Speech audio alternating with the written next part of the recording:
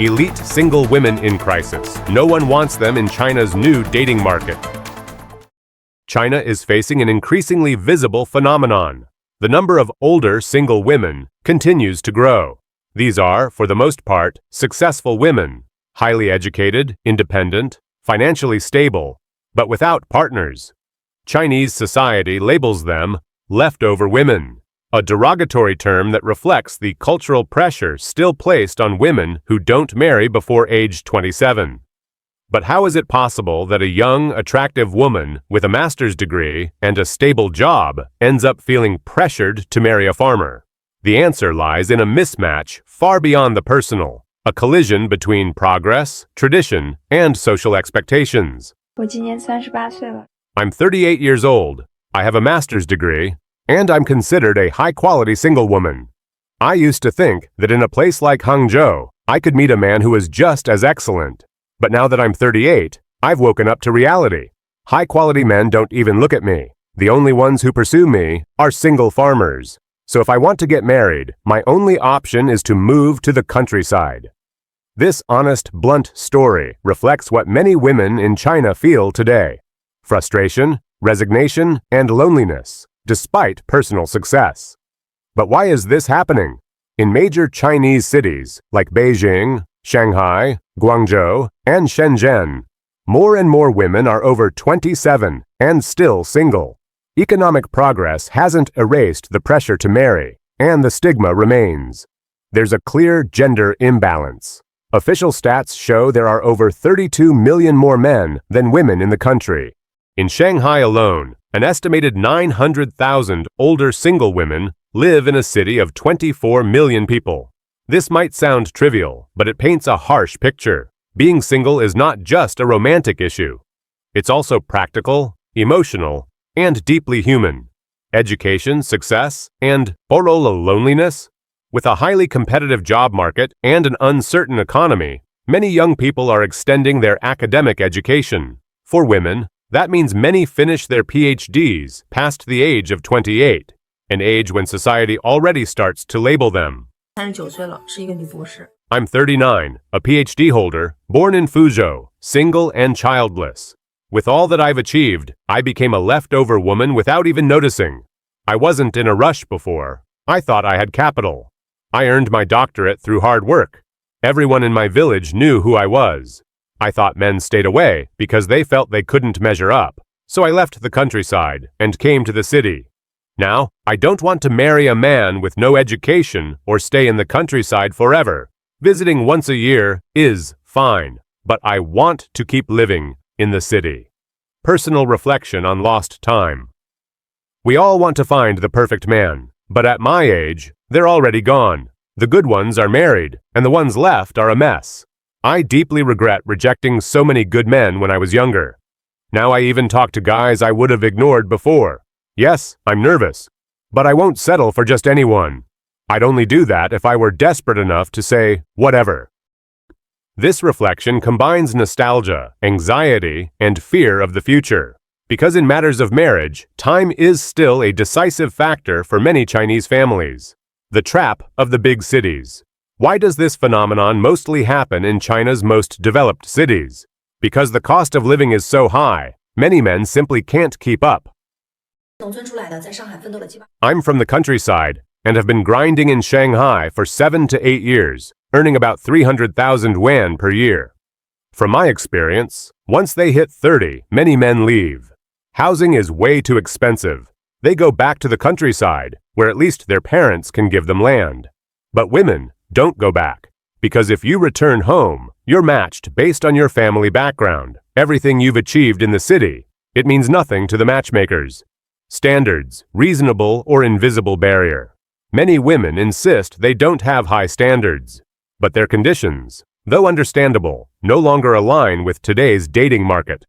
In a society in constant transformation, Chinese women face a hard decision: continue growing professionally and risk giving up on traditional love, or adapt to a social structure that no longer fits their values. A generational crossroads that exposes the complexity of being a woman in modern China. Love costs 80,000 euros. Chinese women are ditching the fairy tale. The debate over marriage, money, and expectations is heating up in China. What happens when a bride price turns into a contract and love becomes an investment? Here are unfiltered voices of women speaking bluntly about a system they're tired of. So, here comes the big question. What if another guy shows up, also offering you 80,000 euros, but you're afraid of marriage? What would you do? If I were in your shoes, I'd accept it. If he looked that good, tall, and handsome, I'd say yes. I'd even say I don't need 80,000 euros. How much would you ask for as a bride price if it were someone like me? Nothing. You have to look at his character. Of course. If I was judged only by looks, I wouldn't accept.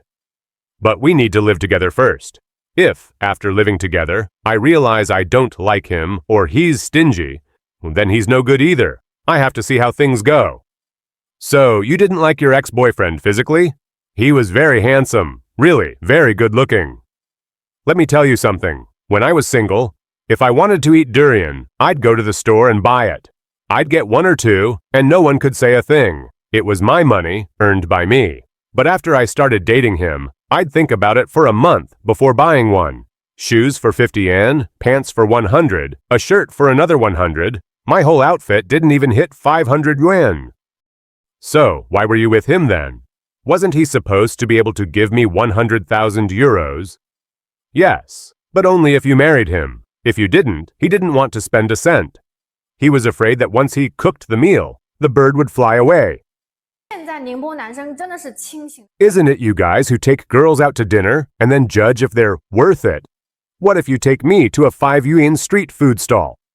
But if the girl's pretty, you'll take her to dinner for 500, even 5,000 yuan.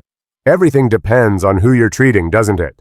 Let's say a guy wants to give you 80,000 euros, but only if you marry him. Before the wedding, he doesn't want to spend anything. Sure, but look, do you think I'm going to scam you for that 80,000 euros? I already have a house and a car. I don't need your money. That money would be for our kids, not for me. And those kids would be ours. So whose last name would the kids take? Yours or mine? If you pay, they can take your name. Then marry me. I'll give you the 80,000 euros. Let's go. Fine, I'll marry you. Hand over the 80,000 euros, and we're out of here. And how long would it take you to decide to get married? Oh, you got me with that one. I'd say before 40. So you still have 2 years? Well, with lunar age, more than 3. What year were you born? 1987. Then, yeah, 2 years left. With the lunar age, it's 3. I still have 3 years. Some people will say, with 80,000 euros, he could get a girl who's 30 or even 25. Men just love to manipulate us mentally. Do you really think 80,000 euros will get you an 18-year-old girl? Why would she want you? Because you're older? Because you don't shower? Because you smell bad? Is your annual salary real, or are you bluffing? 15,000 euros a year. Yeah, that's legit. If you make 15,000 euros a year, I don't believe you've saved up 80,000 euros. I'm gonna have to audit your finances. Typical Phoenix man. You just want to know how much I own, huh? Want to live off me? Look, if you earn 15,000 euros a year, in Hangzhou, you need to spend at least 5,000 yuan a month, right? That's not something I worry about. If a man has what it takes, let him come. If not, don't waste my time. So if any guy is willing to offer 80,000 euros as bride price, have him contact me. Everything's negotiable. Now imagine a man with no house, no car, no savings, earning 3,000 yuan per month, and already 40 years old. He no longer dreams of finding a partner, let alone someone like actress Liu Yifei. Many such men have simply given up. In contrast, many older single women, even without property or financial stability, still dream of marrying a rich or handsome young man. What world are they living in? In a society where marriage is entangled with money, dowries, and expectations, personal relationships are starting to look more like transactions than emotional commitments. More and more women in China are rebelling against this system. And now that we've talked about social tensions, marriage pressures, and economic burdens faced by women over 30, we turn to another harsh reality in China: urban youth drifting without direction. Unemployed on the streets of Shenzhen millionaire city in total crisis. In cities like Shenzhen and Shanghai, young people who can't find work are being pushed to the edge. From sleeping under bridges to becoming full-time grandchildren, this is an unfiltered, intimate look at what's happening right now on the streets and inside the homes of China.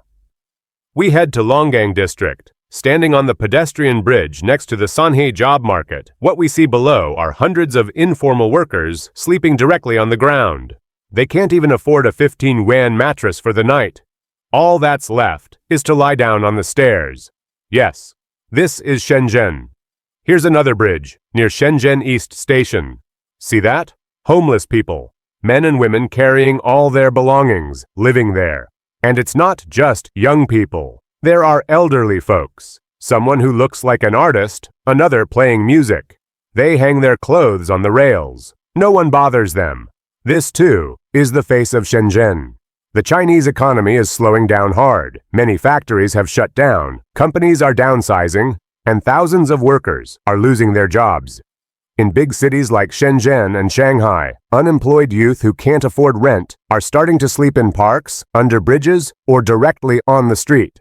Youth unemployment remains alarmingly high, and with it, new labels have emerged to describe this crisis.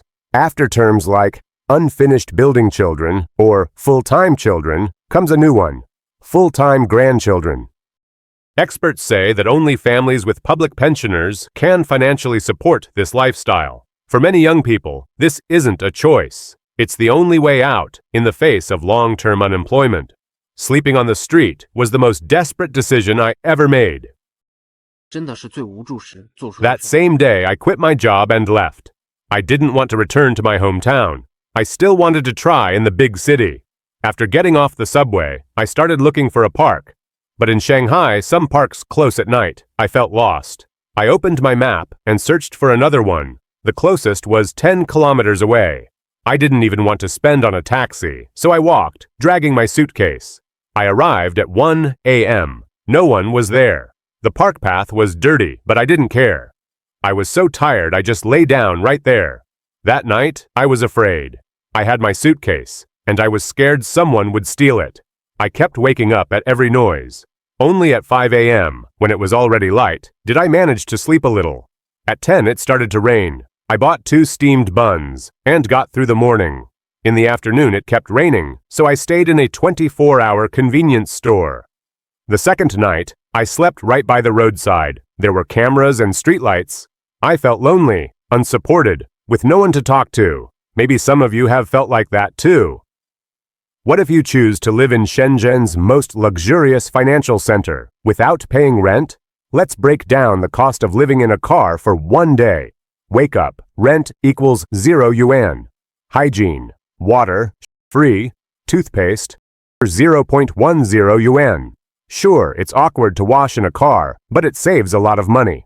So, a basic studio here costs at least 3,000 won per month. I don't pay that. I live 100 meters from my office. 2 minutes walking. No more packed subway rides every morning. Lunch with my girlfriend. Noodles with sauce from a little restaurant by the building. 15 yuan each. Tasty, but low on meat. Rating, 6 out of 10. Almost time to go back to work. I didn't even return to the car, just took a nap in the office. Afternoon meeting. Presenter filming everyone with his gear. End of the workday. My girlfriend went out with friends. I had solo dinner, fast food style, looked good, tasted nice. But gotta be careful. That little dish cost 29 yuan. It hurt my soul, even if the bamboo shoots were delicious. Total daily spending, 44 yuan. Some young people are choosing to return home and become full-time grandchildren. They think, if I can't support myself in the city, at least I can take care of my grandparents. This setup seems to solve both social and family problems, but it also reveals the deep youth unemployment crisis China is facing. It's not a dream, it's a forced solution, born from a lack of options. And tragically, It's becoming a new normal that shouldn't be.